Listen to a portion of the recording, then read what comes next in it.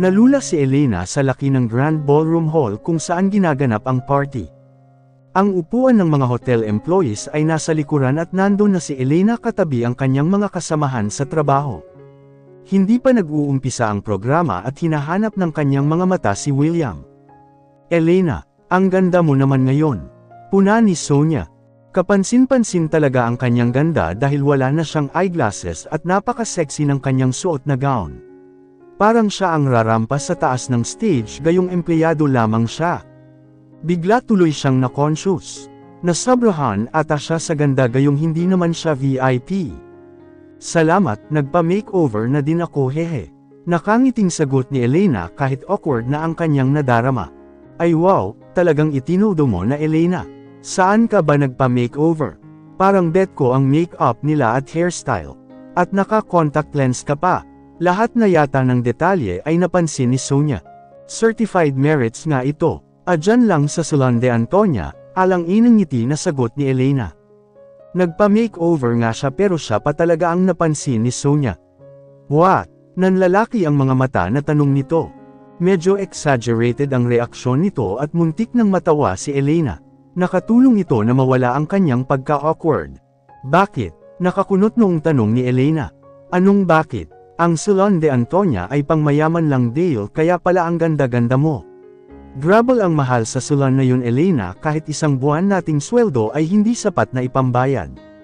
Nagdududang nakatingin si Sonia sa kanya. "Ganun ba? Hindi ko alam na mahal pala doon. May kakilala kasi ang asawa ko at may discount daw. Kaya nagpa-makeover na kami." Paliwanag ni Elena na sana ay maniwala si Sonia.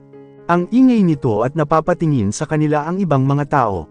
Nakakainggit naman. Buti ka pa at naranasan na magpa-makeover sa pinakamahal at tanyag na salon. "Itong buhok ko ay putyo-putyo lang eh." Tama nga si Elena na naiinggit ito. Malay ba niya na napakamahal sa Salon de Antonia?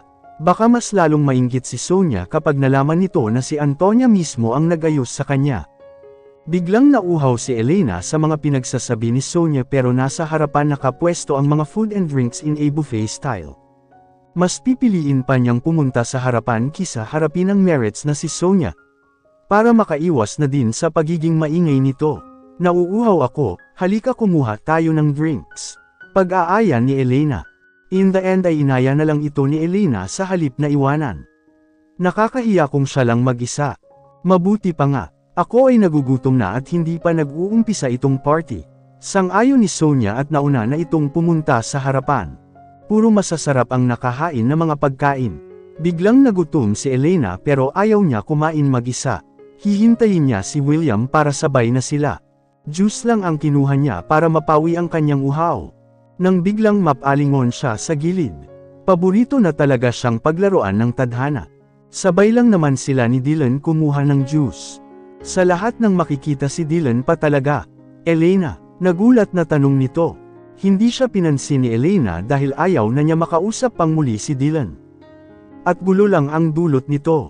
"Aba, ang arte muna, nakapag-ayos ka lang," parinig ni Dylan. Tuloy-tuloy lang si Elena pabalik sa kanilang upuan na napakalayo pa. At itinodo ng tadhana ang pagbibiro kay Elena nang makakasalubong niya si Veronica. "Oh, Sisi," kunwari ay nagulat na tanong nito. "Ang ganda mo ngayon ha, iba na talaga kapag manager ang asawa." Sabi nito na may halong sarcasm. Hindi na hinabol pa ni Dylan si Elena nang makita si Veronica. Napakaselosa ni Veronica at baka mag-eskandalo na naman ito. Katulad ng kay Dylan ay dedma lang din si Elena kay Veronica. Iniwanan niya si Sonia na hindi parent tapos kumuha ng pagkain. Pang-isang barangay na ang kinuha nito. "What the? Feeling drama queen lang Sisi. Nakapag-make-up ka lang ng maayos ay hindi ka na mamamansin." Patutsyada ni Veronica. Dumarami na ang mga nagsisidatingan ng mga bisita at ayaw ni Elena ng gulo. "I don't want trouble Veronica. Party namin ito at ayaw ko maging dahilan ng kaguluhan. Kaya sana ay maging formal ka naman kahit isang beses lang." Medyo mahaba ang nasabi ni Elena na sana ay maintindihan ni Veronica. "Ha? Ano ang tingin mo sa akin walang class? Yumayabang ka na ata Sisi." Galit na sigaw ni Veronica. "Lower your voice Veronica. Ayaw ko ng gulo. Huwag dito, please." Pakiusap ni Elena. Baka madaan pa sa pakiusap si Veronica kahit napaka-brotinela nito. Kung makaarte ka ay parang may class talaga. Kahit anong gawin mo Elena ay pangit ka parent. Bakit ka ba nandito? You will only ruin this party. Nakangising sabi ni Veronica. Dito siya magaling. Sa panglo-lockdown ng tao. At nagsasawa na si Elena dahil paulit-ulit na lang. There's no use in talking to you. At iniwan na ni Elena si Veronica. Pero mas lalong nagalit si Veronica at hinablot ang buhok ni Elena. Ingrata ka. Kinakausap pa kita. Anak ng katulong. Galit na sigaw ni Veronica at napapansin na sila ng mga tao sa paligid. Bitiwan mo ako, mahinang sigaw ni Elena. You should go home Elena dahil hindi ka bagay dito. Ang pangit mo, muling sigaw ni Veronica. At nagsalita ang pinakapangit, sigaw ni Antonia. Nagulat si Elena dahil hindi niya inaasahan na darating si Antonia. Hinila nito ang buhok ni Veronica hanggang mapasigaw ito dahil sa sobrang sakit. At nabitawan ang hawak na buhok ni Elena. Who are you? Let go of me. Galit na sigaw ni Veronica. Naku madam, sino ba itong walang modo na babae na to? Tanong ni Antonia. I told you to let go of me. Mahaderang bakla, muling sigaw ni Veronica. Guards! Itapon ang babaeng ito sa labas. Galit na si Antonia, mas lalo na sa mga katulad ni Veronica. Akala mo VIP. Mahiya ka bakla, walang makikinig sayo. Nakatawang sabi ni Veronica. Sorry to tell you but they all listen to me, nakasmirk na sagot ni Antonia. And I'm a VIP here. Ikaw ang walang ambag at kwenta sa party na ito. Nakangiting sabi ni Antonia. Let me go. Kakalbuhin talaga kitang bakla ka. Galit na sigaw ni Veronica. Kahit kailan talaga ay attention seeker ito at napaka-eskandalusa. Pero hinahayaan lang ng consentiture niyang inakaya na mimahasa at nawawala ng galang sa mga tao. Ayaw na ni Elena makihalubilo sa mga ito. Magkapera lang siya ay kukunin niya talaga ang mama niya. Mabuti na lang at dumating na ang mga guards at kinalagkad na si Veronica palayo. Itapon niyo yan kung saang kagubatan yan galing. Bagay siya sa mga kapwa niya wild animals. Utos ni Antonia. Let me go. Galit na sigaw ni Veronica. Humabol si Dylan at hinablot ang mga kamay ni Veronica mula sa mga guards. It's his time to shine at magpapogi points pero wa-epek dahil mas matigas pa sa bakal ang katawan ng mga guards. Madam, are you okay? Nako, muntik nang masira ang makeup mo. Marteng sabi ni Antonia. At may night pa ang bruha. Hoy mga guards, isama niyong ilabas ang lalaking yan. Galit na sigaw ni Antonia. Let's go madam. Doon tayo sa front while waiting with William. Sabi ni Antonia ngunit dumating sina Valeria at Lorenzo. How dare you hold my daughter like that? Galit na sigaw ni Valeria at pinagsasampal ang mga guards. Sorry, Antonia, panibagong gulo na naman. Paumanhin ni Elena habang nakatingin kay Valeria. Napasmirk na lang si Antonia sa sinabi ni Elena. Siya ang taong hindi umaatres sa gulo. Mommy, sampelan mo rin yung mahaderang bakla na yan. Umiiyak na utos ni Veronica. Nasaan ang baklang yan? Siya ba ang nanakit sayo? Galit na tanong ni Valeria. Yes mom. Ayon kasama ni Elena. Sabay turo ni Veronica sa kinaroroonan nina Elena at Antonia. Humanda ka bakla. Banta ni Valeria pero nahila siya ni Lorenzo bago pa niya mapuntahan sina Elena. Habang si Antonia ay hinihintay lang ang paglapit nila. Palaban na mahaderang bakla talaga siya. Stop it Valeria. Saway ni Lorenzo. The party will about to start. Don't make a scene. Mahinang bulong ni Lorenzo habang nakahawak parent sa braso ni Valeria. Malapit nang magsimula ang party at pasaway pa ang kanyang mag-ina. Palagi na lang may gulo kapag andyan ang dalawa. Cause a scene. Ano ang tawag mo sa ginawa ng baklang yan sa anak natin? Hahayaan mo na lang ba? Sunod-sunod na tanong ni Valeria. Yes, Dad. Mommy is right. You should give justice to me. Segunda ni Veronica. Sumasakit na ang ulo ni Lorenzo sa tigas ng ulo ng dalawa. You are fine Veronica. Wala naman nangyari sa'yo. You are still alive. Can we attend this party peacefully? Si Lorenzo naman ang nag-emote. No, I will punish them. Giit ni Valeria at hindi nga ito nagpapigil. Nakawala si Valeria sa mga kamay ni Lorenzo at galit na nilapitan sina Elena. Nakasunod lang si Veronica sa likuran ng kanyang mommy. Napailing si Lorenzo dahil sakit ng ulo talaga kailanman ang dalawa. Napatingin siya sa sinasabing mahaderang bakla ni Veronica at nanlaki ang kanyang mga mata nang makilala si Antonia. Mabilis niyang sinundan ang dalawa. Samantalang nakalapit na rin sa wakas sina Valeria kina Elena. Nasa harapan ng upuan ni Antonia.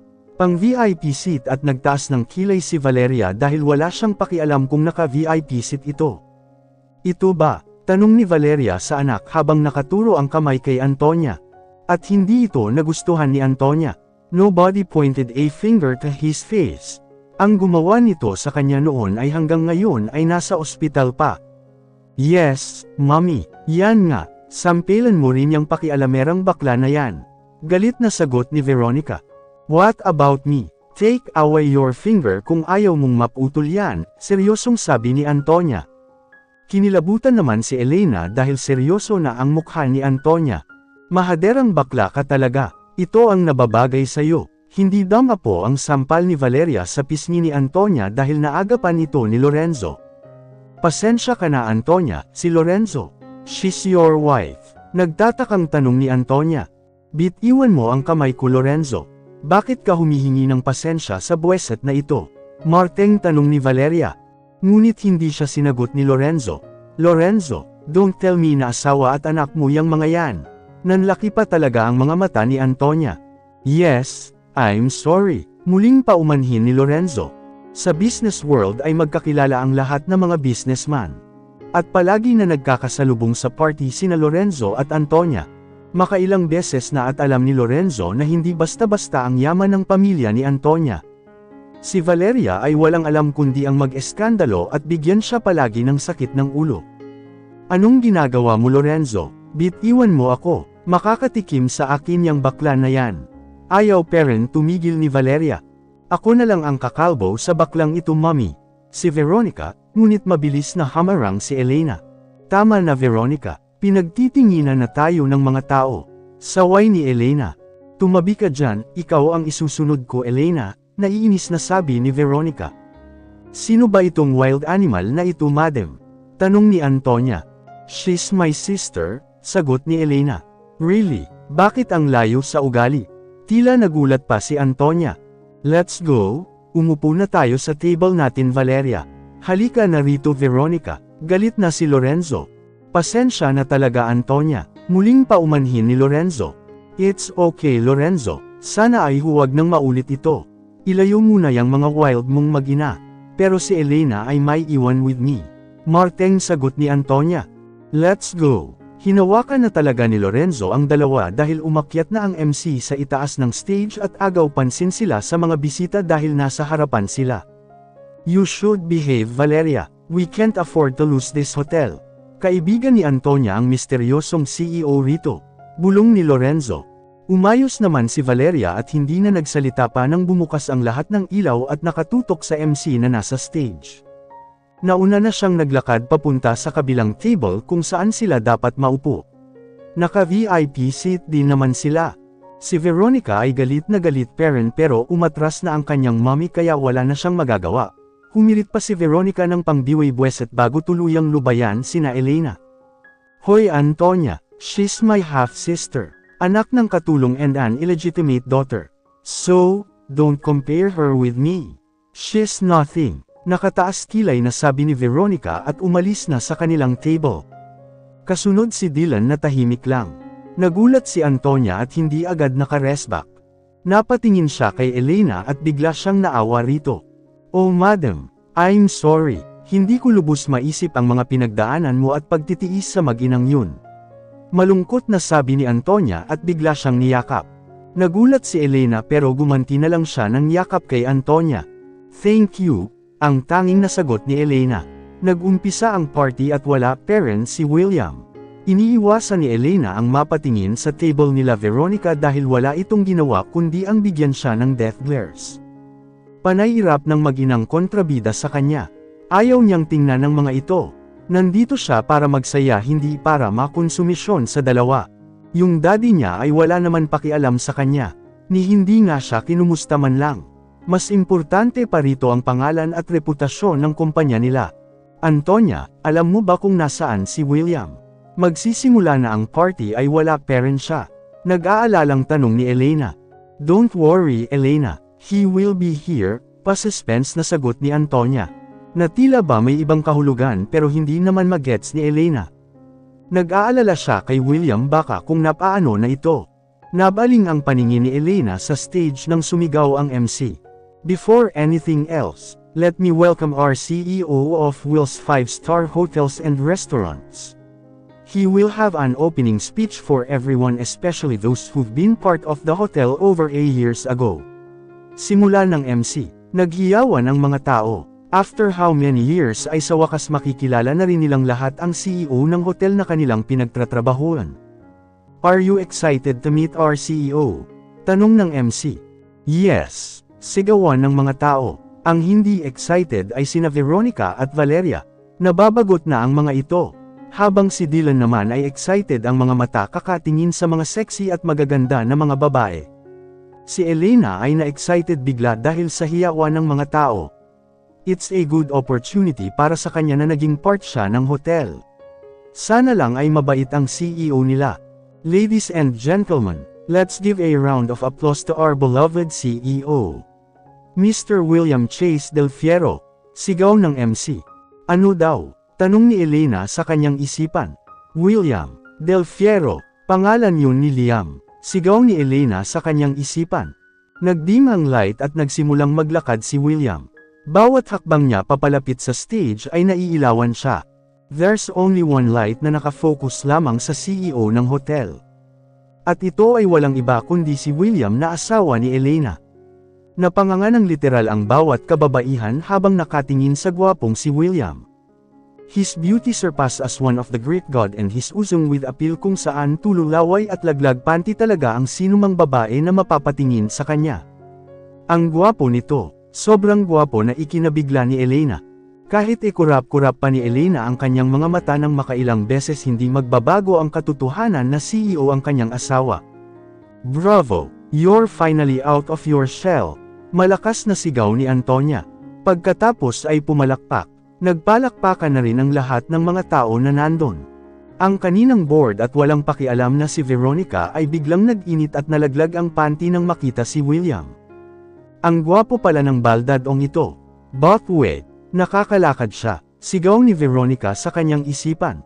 Napatingin siya kay Elena at nanlisik ang kanyang mga mata. Akala niya ay mas lamang na siya kay Elena na dapat lang. Dahil siya ang mas maganda at legal na anak. Ito'y ayon lamang sa kanyang paniniwala na mas maganda siya kay Elena kahit hindi naman.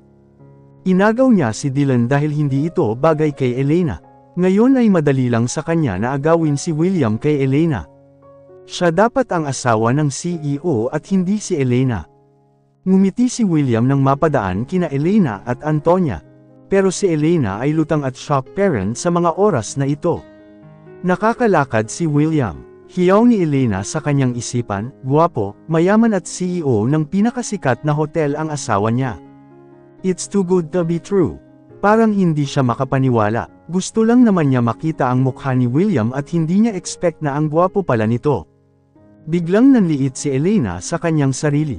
Hey, you should cheer for your husband, madam.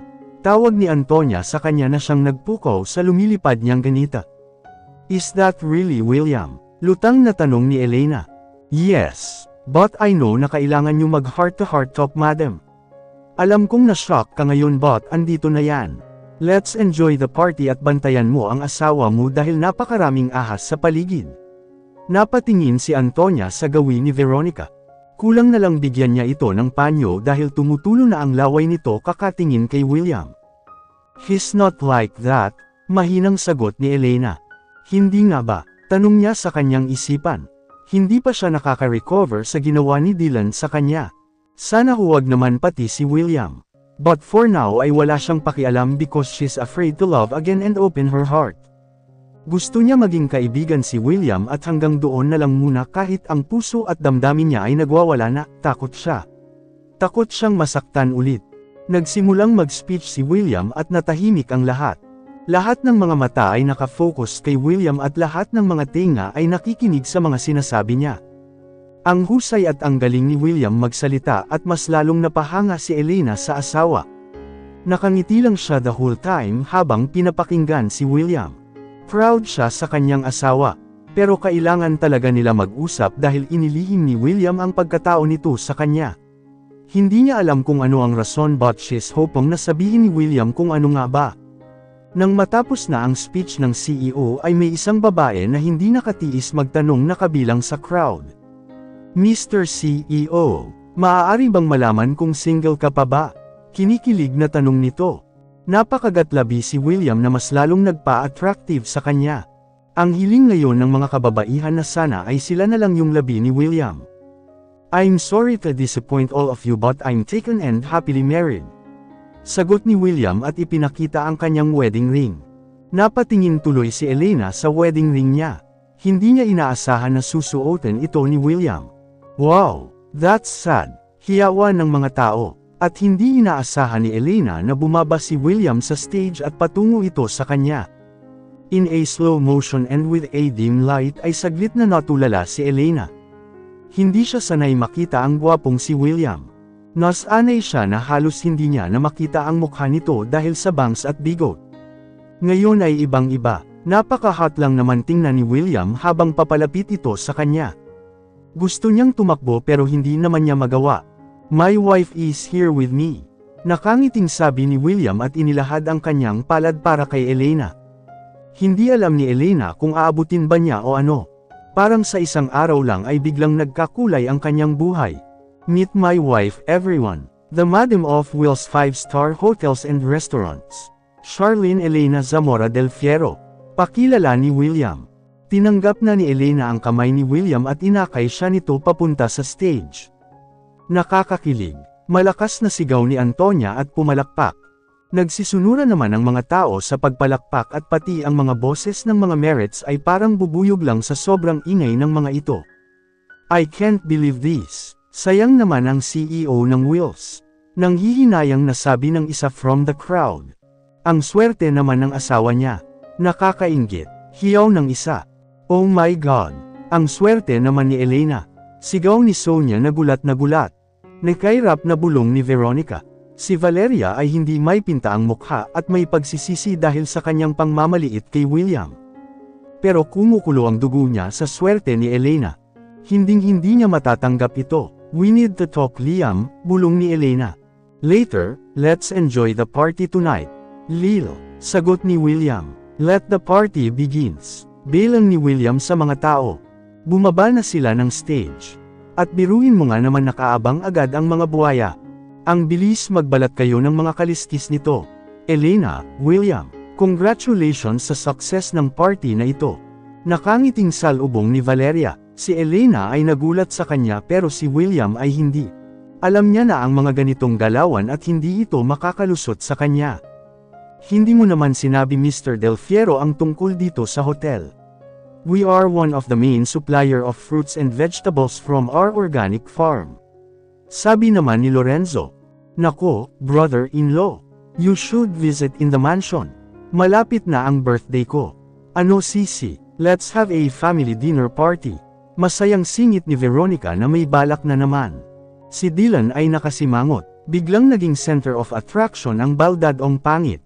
Hindi siya makakapayag. Mawawala ang lahat ng kanyang pinaghirapan kung matry pa ni Veronica si William. Lalo na at napakayaman nito. Swerte mo Elena pero malas ka William. Galit na bulong ni Dylan. Ang tanging nasabi ni Elena. She's speechless. Bigla yata bumait ang mga ito sa kanila ni William. Alam niya na pakitang tao lamang ang lahat ng ito pero hahayaan niya si William ang magdesisyon. Nagets naman ni William ang nais na ipahiwatig ni Elena. Oh, I think we should talk about it some other time. Let's enjoy the party first. Sagot ni William at iniwanan na ang mga ito na hindi agad nakapagsalita. Umupo sila sa table ni Antonia, nagtitinginan pa rin ang mga tao at hindi comfortable si Elena. Can we go home? Maya-maya ay tanong ni Elena. Oh, I'm sorry. Hindi pa pala tapos ang party and it's the annual celebration. Paumanhin ni Elena. Pagod ka na ba madam? Ano William, dalhin ko muna si Elena sa VIP room para makapagpahinga. Tanong ni Antonia. Tumango si William nang makita niya ang kanyang parents na papunta sa kanila. Her mom is so noisy at baka mabigla pa si Elena. Go, doon muna kayo sa VIP room. Pagtataboy ni William sa kanila. Mabilis naman na nahila ni Antonia si Elena nang makita niya rin ang parents ni William. Kahit nagtataka si Elena ay sumama na siya kay Antonia. Naiintindihan naman niya si William na busy ito at kailangan sa party. Maghihintay siya kung kailan handa na si William na makipag-usap sa kanya. Ang hindi nila alam na nakasunod si Dylan sa kanila at lasing na ito. Dito muna tayo madam, would you like to eat? Or drink?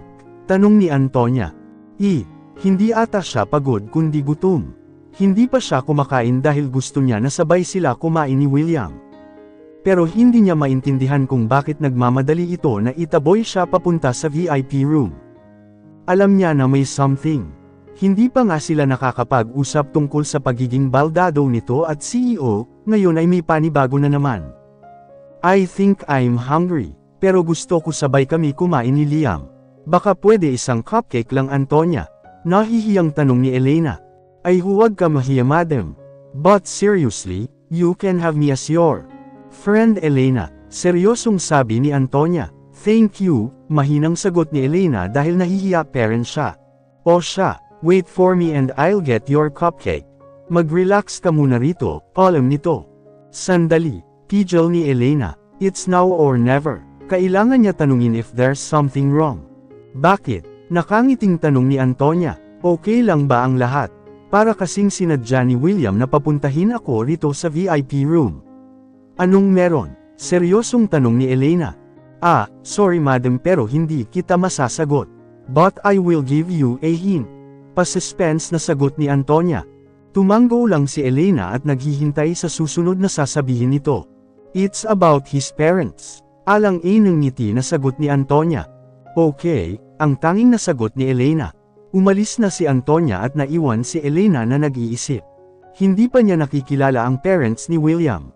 Nahihiya siya ipakilala ang pamilya niya gayong hindi naman siya ang legal na anak. Paano na lang? Nag-aalalang tanong ni Elena sa kanyang isipan. Nagulat siya nang biglang may pabalibag na bumukas ng pintuan. Si Dylan pala. There you are. Sigaw ni Dylan na mukhang madami nang nainom. Dylan, ano ang ginagawa mo rito? Nagtatakang tanong ni Elena. Looking for you. Ganting tanong nito na nakangisi. Lasing ka na ata. I don't have time to talk to you. Lalabas na sana si Elena ng pintuan nang bigla itong isinara ni Dylan. Ano ba ang ginagawa mo? Baka hanapin ka ni Veronica. Grabe yun kung magselos. Galit na sigaw ni Elena. Ikaw, hindi ka ba nagseselos kay Veronica? Nang aakit na tanong ni Dylan. At nanindig naman ang lahat ng balahibo ni Elena. Kung noon ay kinikilig siya sa mapang-akit na boses at mukha ni Dylan. Ngayon naman ay nandidiri siya. At ngayon lang din niya na-realize na wala na siyang gusto rito at ayaw niya nang makita ang pagmumukha nito. Masakit ang ginawa nito sa kanya pero pakiramdam niya ay naka-move on na siya but she's not ready yet to enter another serious relationship. Anong tawag niya sa relasyon nila ni William? It's an arranged and forced marriage at the beginning. At tinanggap niya si William bilang siya. Pero hanggat maaari ay ayaw niya munang magmahal ulit. Kaya todo iwas at deny siya tungkol sa kanyang feelings kay William.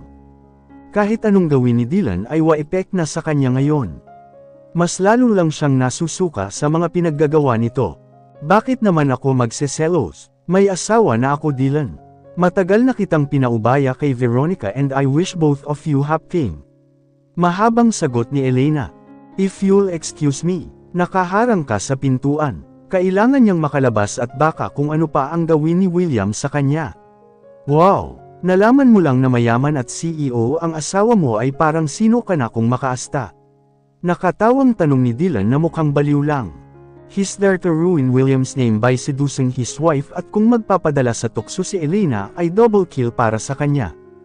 Matagal niya nang gusto na matikman si Elena. Kahit naunahan na siya ngayon ni William ay hindi pa huli ang lahat.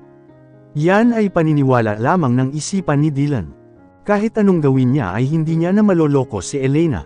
Tumigil ka Dylan. Huwag kang manggulo rito baka sa kulungan ang bagsak mo. Galit na si Elena. Ang mga ayaw niyang makita ay pilit na nakikihalubilo sa kanya. Tulad ni Veronica at Valeria na parang magnet lang kung makadikit. At walang ibang ginawa kundi guluhin ang buhay niya. At tinatakot mo pa ako. Galit na sigaw ni Dylan. Well, I'm not afraid basta ba maangkin kita ngayon Elena. Dagdag nito na nakangisi. Nababaliw ka na. Stay away from me. Sigaw ni Elena. Tama ka. Nababaliw nga ako kakaisip sayo. Mas lalo kang gumanda ngayon Elena. I want to own you. Sabi nito na kumikinang pa ang pagnanasa sa kanyang pagmumukha. Mas magaling ako Elena kumpara sa baldadong asawa mo. I can make you happy. Nakangising sabi nito at hinablot ang buhok ni Elena. Bitiwan mo ako Dylan. Nasasaktan ako. Sigaw ni Elena. Hindi baldado ang asawa ko. Let me go. Sigaw ni Elena. I will never let you go unless alam mo na Elena. Si Dylan na lasing na talaga. Ang tagal kong nagtiis noon Elena na huwag kang angkinan. Pero ngayon ay hindi na. Tingnan ko lang kung hindi matanggal ang angas niyang mayabang mong asawa. Sigaw ni Dylan at hinawakan ang mukha ni Elena at pilit na hinahalikan ito. Tanging nasabi ni Elena habang pinipilit na makawala mula kay Dylan. Come on Elena, huwag ka nang pakipot. Si Dylan na nakangisi na lang the whole time. Tinapakan ni Elena ang paa ni Dylan upang makawala mula rito. At nakawala nga siya. Bubuksan na sana niya ang pintuan pero nahawakan ni Dylan ang kanyang buhok. You can never escape from me. Akin ka ngayong gabi Elena. Nakatawang sabi ni Dylan. Nasasaktan na si Elena. At alam niyang wala na sa hustong katinuan si Dylan. Paano siya makakawala mula rito? Ang naiisip niya ay kagatin ng todo ang kamay ni Dylan. Ngunit bago pa niya magawa ito ay biglang bumukas ang pintuan at pumasok si William na galit na galit. Kulang na lang ay baliin nito ang kamay ni Dylan na nakahawak sa buhok ni Elena. Napasigaw si Dylan dahil sa sobrang sakit. Nabitawan nito ang buhok ni Elena at binigyan ni William ng nakakahilong suntok si Dylan na ikinatumba nito. Napatutop si Elena sa kanyang bibig upang huwag sumigaw. Baka mapatay ni William si Dylan.